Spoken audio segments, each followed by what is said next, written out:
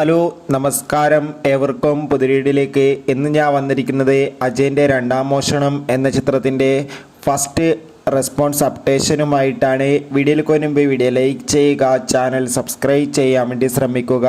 ജിതിൻ ലാലിൻ്റെ സംവിധാനത്തിൽ ടൊവിനോ തോമസ്, ബേസിൽ ജോസഫ്, ഐശ്വര്യ രാജേഷ് എന്നൊക്കെ പ്രധാന കഥാപാത്രങ്ങളായി ഇന്ന് റിലീസ് ചെയ്യുന്ന ചിത്രമാണ് അജയൻ്റെ രണ്ടാം മോഷണം. എല്ലാ സിനിമാ പ്രേമികളും ഒരേപോലെയാണ് അജയൻ്റെ രണ്ടാം മോഷണം എന്ന ചിത്രത്തിൻ്റെ ഓരോ അപ്ഡേഷനും അറിയാൻ വേണ്ടി കാത്തിരുന്നത്. ചിത്രത്തിൻ്റെ ഒഫീഷ്യൽ ട്രെയിലറിനൊക്കെ മികച്ച അഭിപ്രായം തന്നെ സ്വന്തമാക്കാൻ വേണ്ടി സാധിച്ചിട്ടുണ്ടായിരുന്നു. ചിത്രത്തിൻ്റെ ആദ്യ ഷോ രാവിലെ കൃത്യം 9 മണിക്ക് തന്നെ കേരളത്തിലെ വിവിധ തിയേറ്ററുകളിൽ ആരംഭിക്കുമെന്ന് കൺഫേം ആക്കിയിട്ടുണ്ട്.